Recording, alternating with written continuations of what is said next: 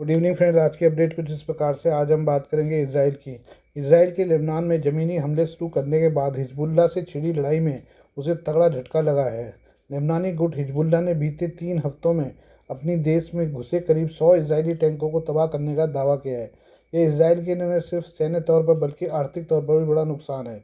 Israel के तबाह हुए इन टैंकों में से हर एक टैंक की कीमत $6 मिलियन है। इसराइल की ओर से टैंकों के नुकसान पर चीज़ें साफ नहीं की गई हैं। इसराइल ने इस महीने की शुरुआत में लेबनान में हमले शुरू किए थे। हिजबुल्लाह के लड़ाकों ने बुधवार को कहा कि उन्होंने 24 घंटों के भीतर दक्षिणी लेबनान और उत्तरी कब्जे वाले फिलिस्तीन में कम से कम 21 इजरायली सैन्य मरकावा टैंक नष्ट कर दिए। फिर गुरुवार सुबह तक गुट ने 20 और मरकावा टैंकों पर सीधे हमले किए। इससे 2 मार्च से नष्ट किए गए मरकावा टैंकों की कुल संख्या बढ़कर 73 हो गई है। अलग अलग इलाकों में हमले। गुरुवार शाम को हिजबुल्लाह के लड़ाकों ने दर्जनों और मरकावा टैंकों को सफलतापूर्वक निशाना बनाकर नष्ट कर दिया। इससे तबाह हुए टैंकों की कुल संख्या 100 के पार पहुंच गई। बयान में कहा गया है कि गुरुवार को हुए इन हमलों के नवीनतम दौर में कई स्थानों पर मरकावा टैंकों को निशाना बनाया गया है। प्रेस टीवी के मुताबिक डेबेल में 3 टैंकों पर गाइडेड मिसाइलों से हमला किया गया। अल कंतारा में तकनीकी स्कूल, वोकेशनल स्कूल, जलाशय, पानी की टंकी के पास मरकावा टैंकों पर हमले किए गए। 3 अन्य टैंकों पर हमलावर ड्रोन का इस्तेमाल करके हिजबुल्लाह के लड़ाकों ने हमला किया। मरकावा नरसंहार का जिक्र। हिजबुल्लाह ने तैबे में 1 दर्जन मरकावा टैंकों पर गाइडेड मिसाइलों से हमला किया। डेर सीरियन में 4 टैंकों पर हमला किया गया। एक अन्य टैंक पर तैबे अल कंतारा सड़क पर हमला किया गया। हिजबुल्लाह ने लेबनानी जमीन पर एंट्री करने वाले टैंकों को लगातार निशाना बनाया है। सैन्य विश्लेषण से मरकावा नरसंहार कहा है। यह सब 2006 के युद्ध के दौरान हुए एक अभियान से जुड़ा है, जब हिजबुल्लाह लड़ाकों ने 25 मरकावा टैंक नष्ट किए थे और 34 इजरायली सैनिकों को मार दिया था। इसके बाद इसराइल को इलाके से पीछे हटने के लिए मजबूर होना पड़ा था। कैसे टैंकों को मार रहा है हिजबुल्लाह? रिपोर्ट में कहा गया कि हिजबुल्लाह ने इसराइल के इन टैंकों को निशाना बनाने के लिए गाइडेड मिसाइलों का इस्तेमाल किया है। हिजबुल्लाह की इन मिसाइलों की कीमत कुछ $1000 प्रति मिसाइल है। ये मरकावा टैंकों की कीमत के मुकाबले बेहद कम है। वहीं इनको बनाने में भी कम समय लगता है। मरकावा टैंक को बनाने में 2 साल का समय लगता है। उसकी कीमत तकरीबन $6 मिलियन होती है। कहा जा रहा है कि लंबे समय के बाद लेबनानी समूह हिजबुल्लाह ने इसराइल को इस तरह का नुकसान दिया है। हिजबुल्लाह के शीर्ष नेतृत्व को इसराइल ने ख़त्म कर दिया था, लेकिन अब गुट फिर से खड़ा होता दिख रहा है। बात करें इसराइल की तेल अवीव शहर की। इसराइल के तेल अवीव शहर पर हज़ारों कौवों के मंडराने ने देश में चिंता और कई तरह की चर्चाओं को जन्म दिया है। कौवों को कई वर्गों में मौत और युद्ध का प्रतीक माना जाता है। ऐसे में ईरान से लड़ाई के बीच इसे तबाही की निशानी के तौर पर देखा जा रहा है। इसे बाइबल में आई आयतों से जोड़ा जा रहा है। इस घटनाक्रम ने खासतौर से इसलिए ध्यान खींचा है क्योंकि इसराइल बीते 1 महीने से ईरान के साथ युद्ध में उलझा हुआ है। ईरान ने इसराइल के कई शहरों में मिसाइल हमलों से तबाही मचाई है। तेल अवीव के ऊपर मंगलवार को कौवों का एक झुंड देखा गया है। हजारों की संख्या में इन पक्षियों ने शहर के आसमान को घेर लिया और इमारतों के ऊपर मंडराते हुए चक्कर लगाने लगे। कौवों के वीडियो वायरल हो गए। कई लोगों ने सवाल किया है कि क्या यह ईरान के साथ चल रहे युद्ध के बीच इसका कोई खास मतलब है? क्या तबाही का संकेत है? कौवों के मंडराने को इंटरनेट यूजर्स ने प्रलय की भविष्यवाणी से जोड़ा है। कई यूजर्स ने सोशल मीडिया पर लिखा कि यह डरावना दृश्य किसी आने वाली बड़ी आफत का संकेत है। यूजर्स ने कहा कि कौवों को इतनी बड़ी संख्या देखकर ऐसा लग रहा था जैसे काले बादलों का कोई झुंड हो। शहर के लोग इतनी ज़्यादा संख्या देखकर दंग रह गए। सोशल मीडिया पर यूजर्स ने लिखा कि इसके बाद अक्सर कोई बड़ी तबाही आती है। कई यूजर्स ने इसे बाइबल की भविष्यवाणी से जोड़ते हुए कहा कि यह बुक ऑफ रेवलेशन के अध्याय 19/17 में है। उन्होंने दावा किया कि आयत में एक फरिश्ते का वर्णन है जो हवा में पक्षियों को पुकार कर कहता है कि ईश्वर के महान भोज में शामिल होने के लिए इकट्ठा हो जाओ। विशेषज्ञों ने क्या कहा है? विशेषज्ञों का कहना है कि कौवों के दिखने में कुछ भी असामान्य नहीं है। तेल अवीव के ऊपर का आसमान व्यस्त पक्षी उड़ान मार्गों का हिस्सा है। ये कौवे बस अपने नियमित मौसमी प्रवास के बीच में थे।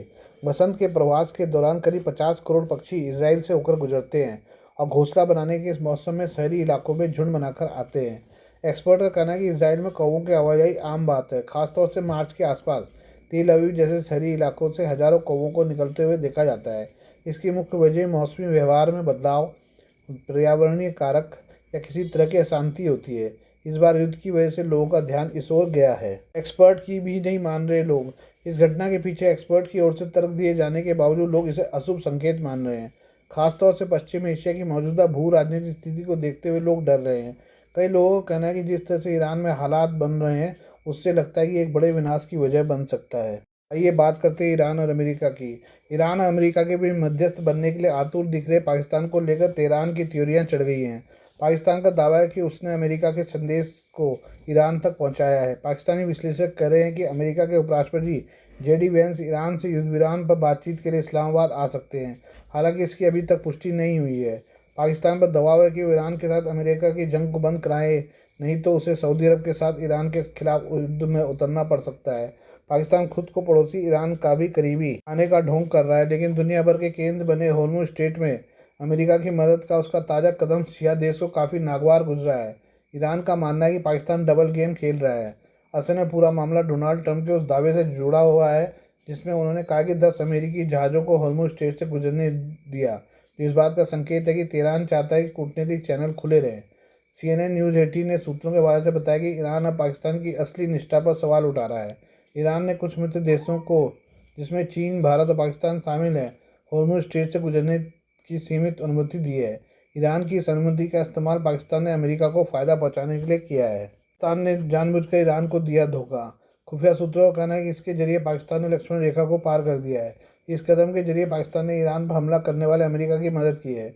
ईरानी शासन के एक धड़े का मानना है कि मुस्लिम देश पाकिस्तान ने उसे धोखा दिया है, वह भी तब जब पाकिस्तान खुद को एक मध्यस्थ के रूप में प्रोजेक्ट कर रहा है। पाकिस्तान ने अमेरिका की 15 सूत्री मांगों को ईरान को सौंपा है और सीजफायर कराकर खुद को अगवा बनना चाहता है। ईरान ने खुलकर इन प्रयासों को या तो खारिज कर दिया है या उसे कम करके पेश किया है। ईरान पाकिस्तान को एक मध्यस्थ नहीं बल्कि एक सुविधा देने वाले के रूप में अधिक देखता है। साथ ही उससे वैसी भूमिका निभाने की अपेक्षा करता है जैसी ईरान और सऊदी अरब के बीच सुलह कराने में चीन ने निभाई थी। पाकिस्तानी किसी नतीजे को थोपे नहीं बल्कि सीधे संवाद के लिए अनुकूल परिस्थितियां तैयार करे। उन्होंने कहा कि ईरान ने पाकिस्तानी कदम को अमेरिका के हितों से जोड़कर देख रहा है। खुफिया सूत्रों का कहना है कि पाकिस्तान का हॉर्मुज़ स्ट्रेट में कदम जानबूझकर धोखा देना है। इसका उद्देश्य अमेरिका के लक्ष्यों को सहायता देना है, साथ ही ईरान तक अपनी पहुंच को बनाए रखना है। पाकिस्तान का मध्यस्थता का प्रयास केवल दिखावा है। इसके जरिए पाकिस्तान ईरान और अमेरिका दोनों को लाभ उठाना चाहता है। पाकिस्तान सऊदी अरब के साथ पूरी तरह से मिला हुआ है, जो ईरान का मुख्य प्रतिद्वंदी है। पाकिस्तान सऊदी अरब के बीच आपसी रक्षा समझौता है। सऊदी अरब की नज़र पाकिस्तानी परमाणु छतरी पर है। सऊदी प्रिंस मोहम्मद बिन सलमान लगातार अमेरिका को ईरान पर हमले जारी रखने के लिए कह रहे हैं। ये बात करें हॉर्मुज़ स्ट्रेट की। हॉर्मुज़ स्ट्रेट को खुलवाने के लिए भारत और फ्रांस ने हाथ मिला लिया है। गुरुवार को G7 देशों के विदेश मंत्री पेरिस के पास मिले हैं। इसमें G7 के सहयोगी देश के तौर पर भारतीय विदेश मंत्री एस जयशंकर भी शामिल हुए थे। इस दौरान पश्चिमी एशिया में संघर्ष को कम करने के लिए बातचीत के संभावित रास्ते तलाशने को लेकर बात की गई। G7 की बैठक से अलग भारतीय विदेश मंत्री एस जयशंकर और उनके फ्रांसीसी समकक्ष जीन नोएल बैरो ने हॉर्मुज़ जलडमरू मध्य की सुरक्षा सुनिश्चित करने की दिशा में मिलकर काम करने पर चर्चा की है। हॉर्मुज़ संकट के अलावा आमंत्रित सहयोगियों के साथ G7 सत्र में बोलते हुए जयशंकर ने युद्ध के प्रभाव का जिक्र किया। उन्होंने इस दौरान ऊर्जा चुनौतियों, उर्वरक आपूर्ति और खाद्य सुरक्षा को लेकर ग्लोबल साउथ की चिंताओं को उठाया। उन्होंने यूएनएससी में सुधार, शांति स्थापना अभियानों को व्यवस्थित करने और मानवीय ग्लोबल सप्लाई चेन को मजबूत करने की तत्कालिकता पर भी जोर दिया। समाचार एजेंसी रॉयटर्स ने फ्रांसीसी नौसेना के chief of staff admiral Nicolas Vaujour के हवाले से बताया कि उन्होंने हाल ही में ब्रिटेन, जर्मनी, इटली, भारत और जापान सहित विभिन्न नौसैनिक समकक्षों के साथ बातचीत की है। इसका मकसद पश्चिम एशिया की स्थिति के जवाब में हमारे विश्लेषण साझा किए जा सके और हमारी कार्रवाइयों में तालमेल बिठाया जा सके है। वाउजर ने कहा कि हम नौवहन की स्वतंत्रता, समुद्री सुरक्षा से जुड़े मुद्दों पर विचार का आदान प्रदान कर रहे हैं, क्योंकि समुद्र हमारी वैश्विक अर्थव्यवस्था, क्षेत्रीय स्थिरता के लिए महत्वपूर्ण कड़ी है। जयशंकर और नोएल बैरोड पेरिस से करीब 40 किलोमीटर दक्षिण पश्चिम में स्थित एबे डेस वॉक्स डी सैन्य में G7 बैठक के दौरान मिले। इस बैठक के बाद फ्रांसीसी रीड आउट में कहा गया कि मंत्रियों ने मध्य पूर्व की स्थिति पर विस्तार से चर्चा की है।